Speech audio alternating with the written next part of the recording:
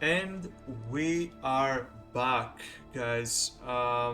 This is the new season of Age of Sigmar. Um, and with it, today we just got the Scourge of AQSHY update for the SKAVEN.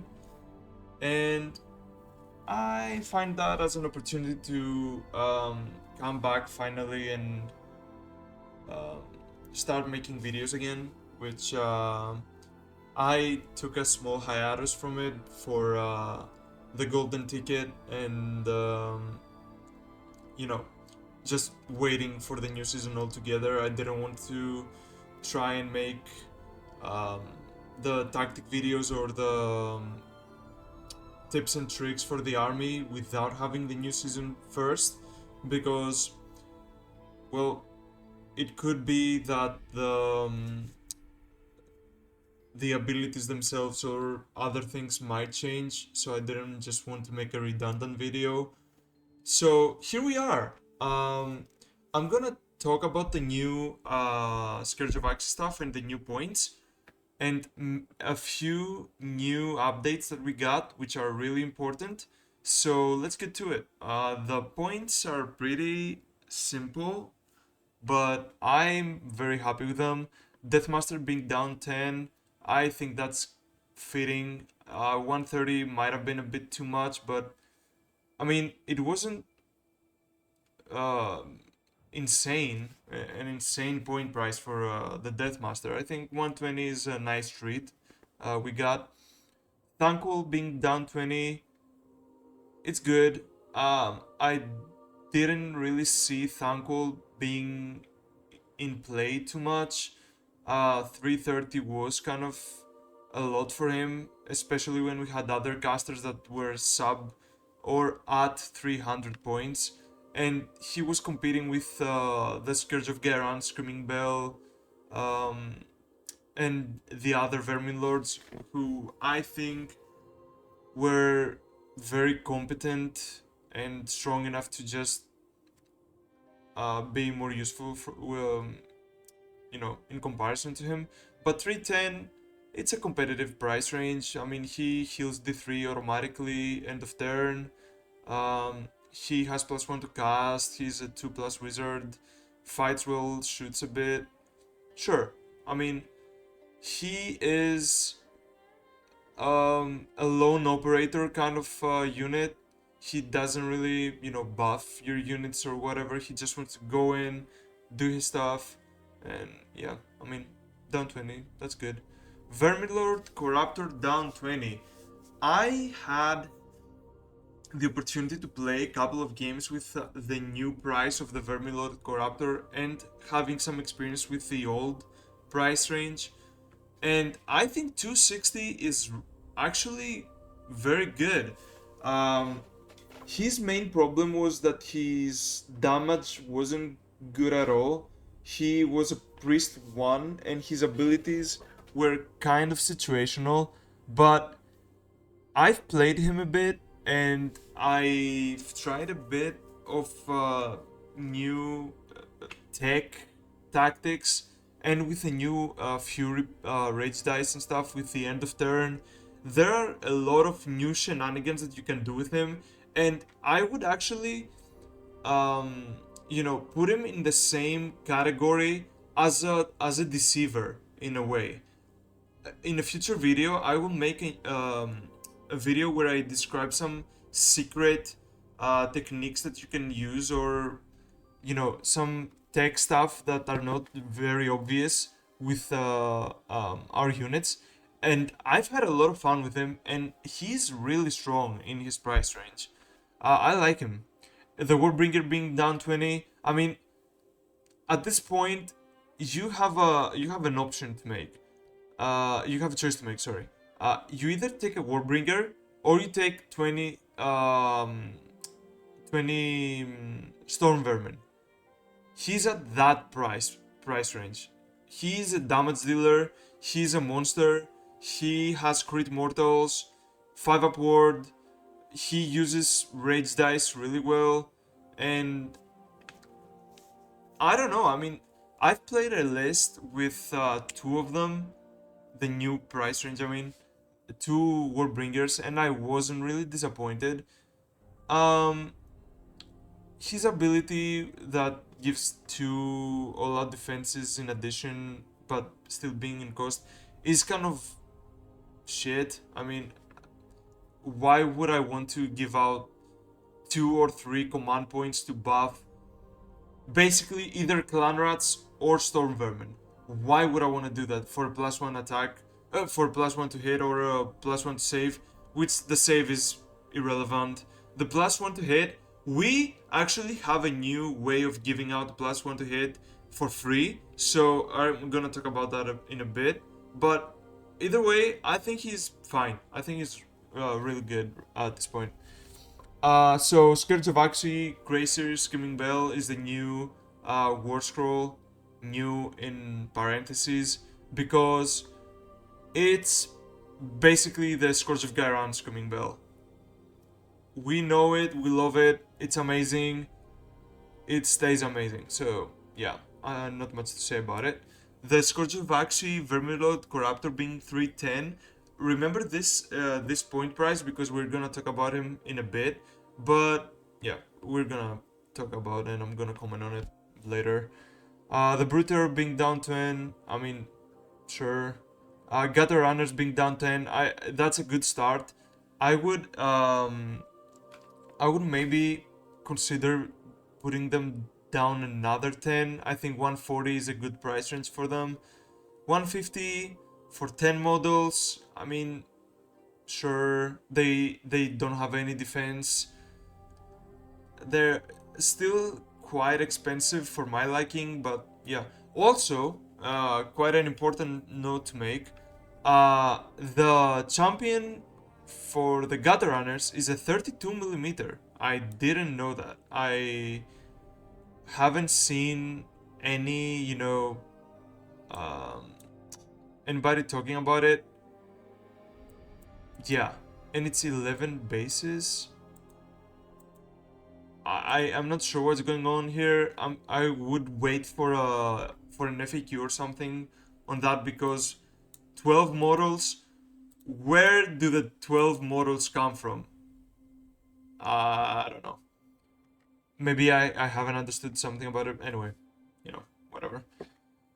Stormfiends being down another 10 points. What the hell is going on? Why are we buffing Stormfiends again? I'm not sure. Stormfiends stay winning. Down another 10. I mean, I'm gonna take it. That's amazing. Warp Grinder being down 20. That's absolutely to be expected. And with a new ability, which I'm gonna talk about in a bit, it's good. It's actually good now. It's actually playable. And with the new rage dice, damage 5, yeah, I'm a fan of that. Warp Fire Throwers, down another 10. Still, I wouldn't even consider them for a shooting unit. I don't know. Yeah. Points are not gonna fix the competition for the weapon teams. But, okay. Yeah. So, those are the points. The new changes for War Scrolls we got was actually 3. First of all, the Deathmaster has a 6-up ward, which, I mean, if you ask me, that was pretty much to be expected. That was very obvious that was gonna happen. With Ashen having 6-up wards, sorry, all around the collection. I mean, yeah, sure, that's obvious. The other update we got is for the Clawlord, and I want you to understand that the Clawlord is a 70-point hero who can activate places of power and can get his attacks up to 9 with damage 2 with not a very bad weapon profile. And his new updated ability, what it does is basically a fight with me ability, which if he fights, another Verminous unit can fight with him, and they get a +1 to hit. Finally, this ability is useful, and suddenly the Clawlord shoots up at least 2 tiers, in my opinion. especially with what did I want to say? Yeah, especially with prayers, especially with +1 attacks and stuff. Yeah, that's very good. And the third one, which I am actually ecstatic about, is the new warp grinder, which the new, you know what I mean. The new updated warp grinder ability is the same as before, but also um, it it gives you the ability to deep strike like a normal deep striking unit. So you no longer are obliged to either use the ability that was very very difficult to use, that required the unit being 6 inches away from another unit. You know, that was a whole mess. Or being obligated to use a no-hole deep strike. So yeah, now you can just deploy the warp grinder, deploy the other unit that you have with the warp grinder anywhere outside 9 inches of an enemy unit, and you can just roll a dice, see if you like the roll, if you want the 4-up to use the old deep strike ability it had, or if you want to use the 9-inch away deep strike, the normal one. So yeah, I mean, that's amazing. I like it really much. I would use it basically with 6 rat ogres mainly, and yeah, I think finally the warp grinder is fixed. I didn't expect, and I'm gonna give it to Games Workshop here. I didn't expect, I didn't expect them to change any war scrolls like that. I mean, I thought the Claw Lord was doomed. I thought the warp grinder was doomed. I didn't expect them to update their abilities and make them actually useful. But you know, color me impressed, and I'm really happy about these changes. Yeah. And here we have the second part of the new season. This new seasonal updates we get as a faction. The SCOURGE of AQSHY faction rules. So what we got is 3 heroic traits, 3 unit upgrades type of enhancements, and 2 word scrolls. So let's take them step by step and see what they have to offer. Let's start with the heroic traits, which I think they're overall fine. Um, I'm I'm happy with them. I'm not disappointed by any of them, but it was something that made me go, "Damn, this shit is OP," which is good overall. But yeah, I mean, so let's see the points for each of them. The Master Connections is 0 and the other costs 20. So this heroic trait, basically, whenever you use a spell or unbind ability for a unit wholly within 13 of this hero, you can add D3 to the casting or unbinding roll, which is fine. Also take into consideration that this also includes magical intervention. So having a plus D3 for a magical intervention is pretty good. Yeah, it costs 0 points. I mean, does it compete with Scary Away? I'm not sure. Does it compete with, you know, the +1 to run, +1 to charge? Probably. I mean, sure, it's good. Plus, on average, +2 to a cast is good. Especially, you know, if you want to take out the bell, or if you wanna strike last something and make it even more, you know, possible. I don't know. I mean, it seems cool. It's free, so yeah. If you play a spellcasting heavy army, or if you have spells that are basically necessary for your plans to work, especially with the new battle tactics being so outrageously difficult to complete, maybe that's a very good option. the second one is the Master of the Swarm. This heroic trait costs 20 points, and I think this is actually A or S tier trait. So it basically says each time an ability returns one or more slain models to a friendly SKAVEN unit wholly within 13 of this unit. After that ability has been resolved, you can return one additional slain model to it. You know, the basic reading for this is, you know, the clan rats returning D3 models, you can return an additional clan rat. And that is the most, you know, day-to-day usage for this ability, because the end of turn D3 clan rats return is automatically end of turn always. And if you have 2 units of it, you basically get 2 extra clan rats for free. You know, not for free, for 20 points, but yeah. But this also includes rally. So if you have a unit of 6 rat ogres and, you know, 3 of them die and you use a rally and return 1 rat ogre, you get an extra rat ogre for free. That's value. That's actually value.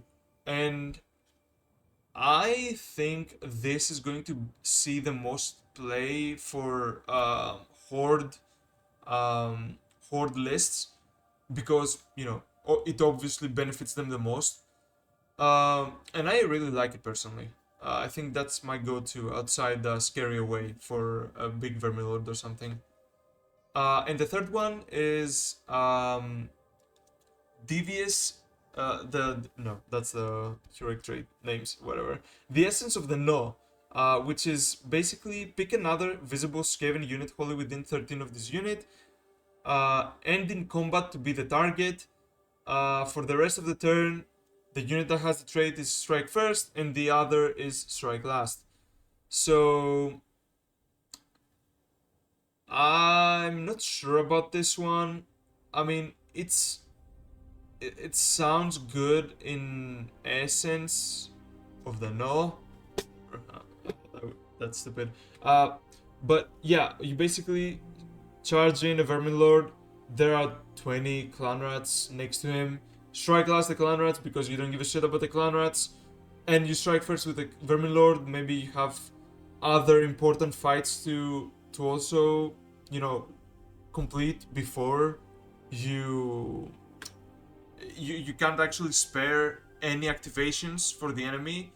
So maybe that's useful. It's good. It's not bad. It costs 20 points though. Is that a good trade? Maybe. Depends on the list. It's not awful. So yeah, I like it. Yeah, apologies for that. My father walked in. Anyway. So I like the heroic traits. I think they're fine. Do I think they're better than Scary Away? Maybe this one, the Master of the Swarm. Depends on the list. I'm not disappointed. I like them. So the unit enhancements. Basically, you pick a non-hero, non-war machine SKAVEN unit, and you give one of the following mutations. These cost. The anabolic accelerators are the only one that costs 0, the other costs 10.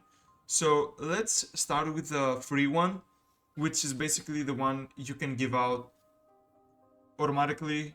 If you are 2000 points, this is the one you're gonna play any day of the week. It's an ability you use at your charge phase, and it's basically when you set up a unit, so when you teleport, when you deep strike, when you go from one no-hold to the other, when you use the Soul Scream Bridge to teleport, you use this ability. Or if you have another setup ability, like the Stormfiend's Drill, or the new Warp Grinder, you can use this ability, which is basically when you make a charge roll for this unit, add one number of dice rolls, so you roll 3d6 and you remove basically the lowest die. I think that's fine. being free, and you can give it out to Storm Fiends or a unit of Rat Ogres with a new Warbook Grinder, or you can use this basically many times over the game, teleporting from one no-hold to the other. Uh, that's fine. I like it. I like it a lot. Being free, that's an amazing ability for us, especially having so many abilities to set up a unit again and again and again. So that's an ability you can see throughout the game multiple times. That's fine.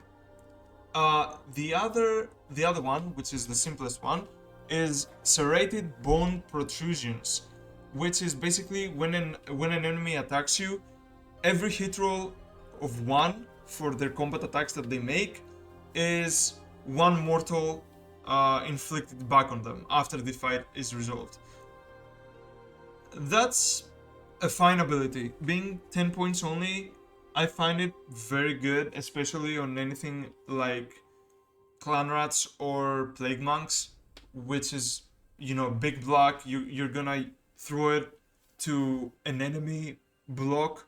So, you can use this kind of activations, especially versus units with plenty of attacks.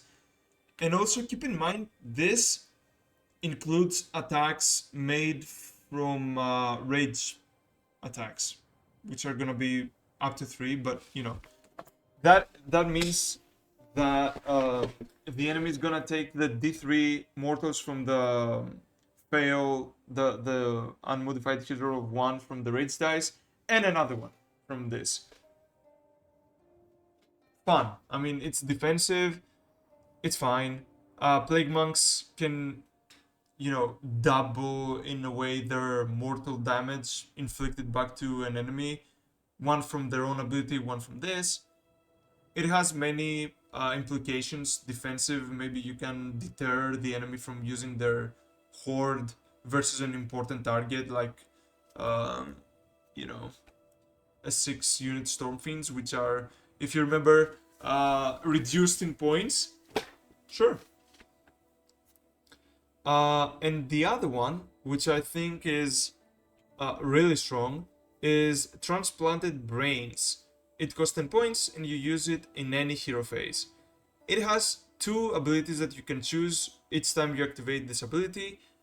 And the first one, which is also the simplest one, is you add 10 points to the control score. That's amazing. In a unit of 6 Storm Fiends, suddenly you have 22 control score on an objective out of nowhere. Amazing.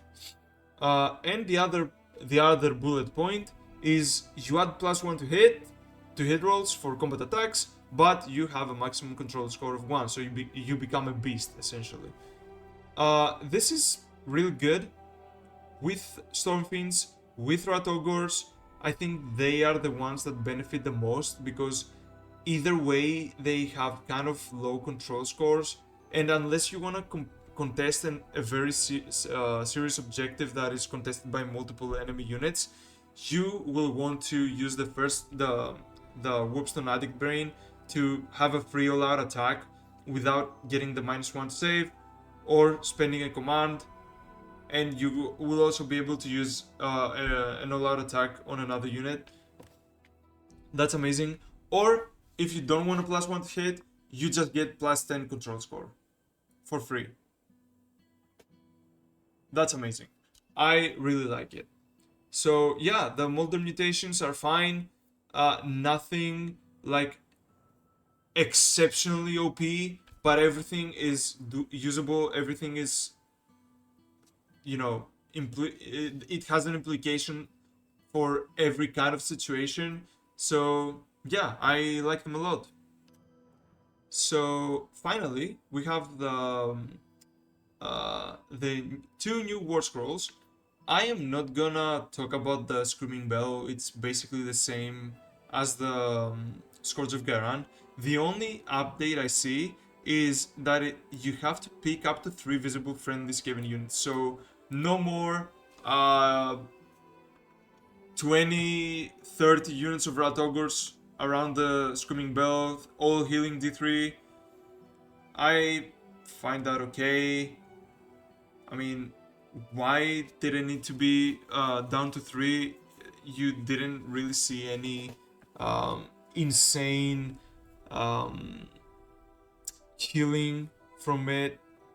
But I think I know why they did it, because something like Nurgle, let's just say, because I did have this happen in a game of mine.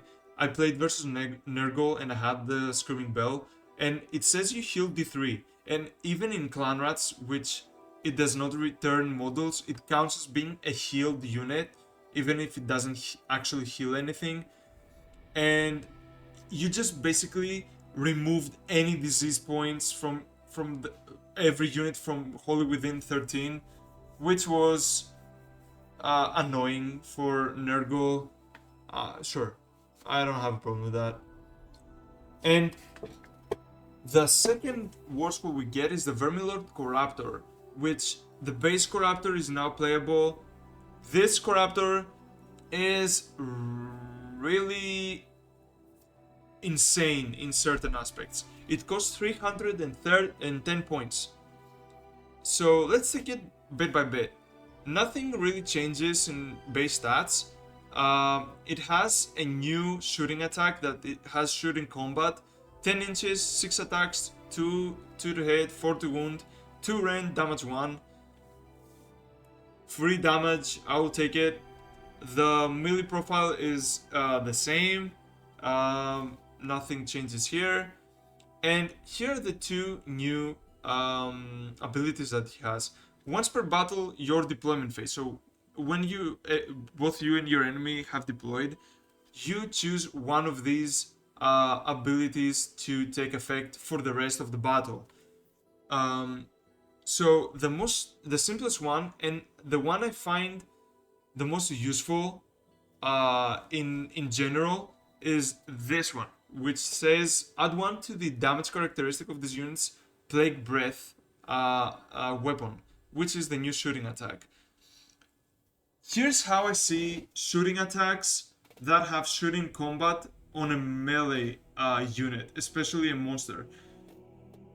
It's basically a second close combat weapon profile. This means that when you're in combat with this unit, you have a free way to get out of combat in the shooting phase, so you can charge again and then also fight. So I think the +1 damage, basically, if you're stuck in combat with a unit that survived with 1 or 2 models, this gives you a very high chance to free yourself and then charge again later on. I like it. It's also, after you deep strike, you just get 6 damage to attacks for a unit within 10. I find that really useful. Not that the other ones are not useful. Let me get this clear. So let's continue on and you will see what I'm talking about. The other one is, while this unit is damaged, you can reroll chanting rolls for friendly pestilence priests while they are wholly within 13. So that's kind of a hard condition to get. This unit need to be damaged, so it can't be used on the first round, basically, unless the enemy chooses to shoot this unit for a very weird buff, the reroll chanting roll for pestilence priests. We have two kinds of pestilent priests. Either another one of these Corruptor, which you're not gonna get because the abilities are once per turn army or once per battle army, so it's useless, the second one. Or either the Plague Pack or the Plague Furnace, which are too expensive to have multiples of. And the roll to chanting,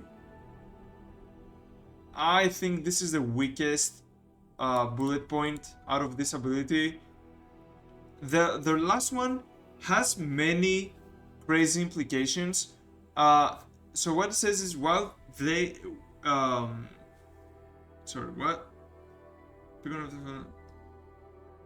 I think okay.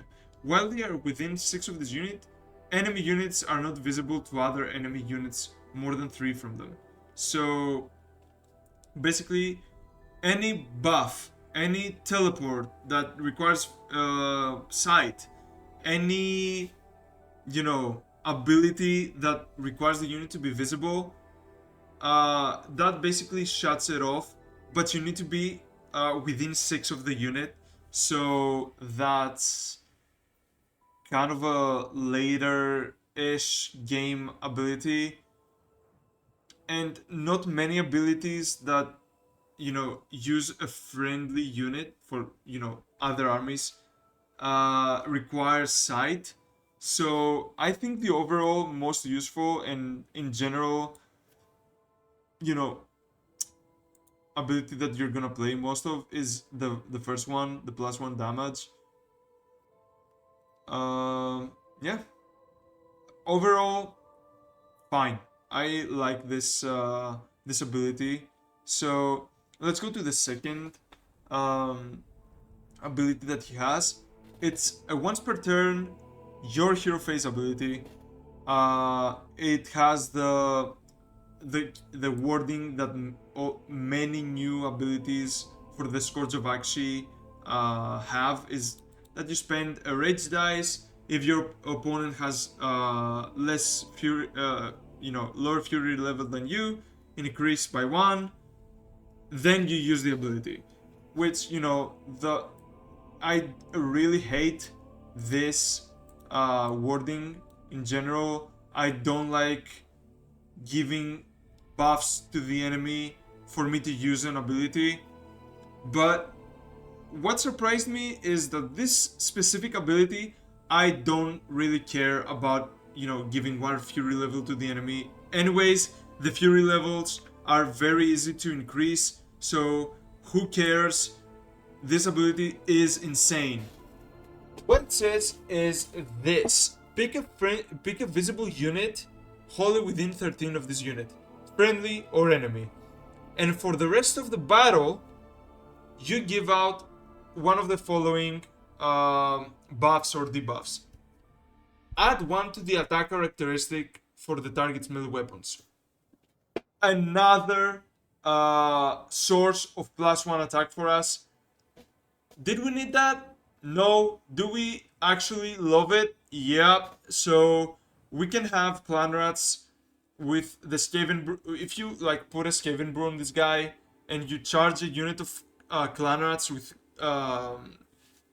the Crit Mortals prayer from the priest that we're just reading from, you have basically a unit of 40 has 161 attacks, Crit Mortals.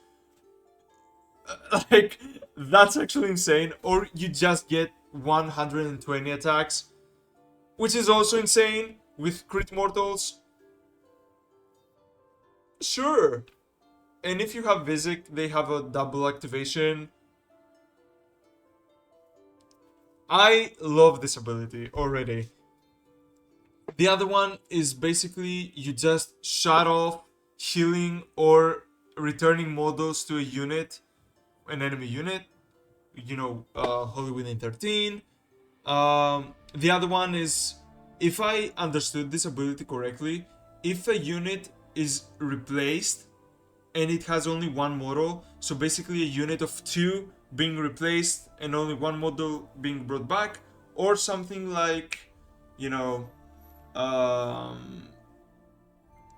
what is it called? The Zinch Chaos Spawn that is replaced with only 1 model again and again, or in more unusual situations like if I remember correctly, the Corn Baleful Lords being able to bring back a Bloodthirster. You can use this ability. You choose the target, and anytime it's being replaced, you allocate automatically a number of damage points equal to half their HP minus the damage points allocated to it. If, you know, with a returning unit, it says the ability that, you know, it also gets like 3 damage points, whatever. It's very improbable that you're gonna use this ability. Still, it's a free ability in the arsenal. Why not? I like it.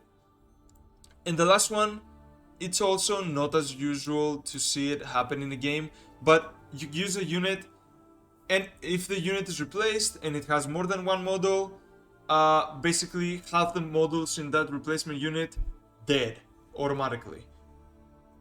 Awesome. You fuck up Gloomspite Gits, you fuck up with Soulblight Gravelords, with any other army that has recursion of any kind. I'm actually really impressed by this this new word scroll. I think this is gonna see a lot of play because it's a 310 priest, which is on the cheaper side of our priests, if you for a hero priest, I mean. And his abilities are fine. He fights well. He has a good shooting attack. I like it. I'm really impressed by it. I'm actually really excited to start messing around with what the implications of all these things are. I don't think there's much of a insane potential from the Molder mutations. You know the shenanigan possibilities. They are strong in themselves, but I think they're pretty simple in what they do. What I want to see in what is implied is basically the new traits and the Vermillion Corruptor, because I think this guy is very, you know, tricky and has many buffing and debuffing capabilities. Yeah, I like it. Were there things that I was kind of expecting that I didn't see in the Scourge of AQSHY? Maybe, but I'm not really bummed out about it. Our abilities are fine. The points are fine. Some other things could have been decreased instead. But, you know, our army is an army that is really low win rate because of the new players playing SKAVEN in general.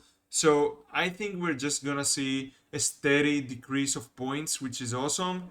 And the new FAQ on the abilities that we got on the Deathmaster, Claw Lord, and War Grinder, they're amazing. Yeah, sure, I'll take all of that.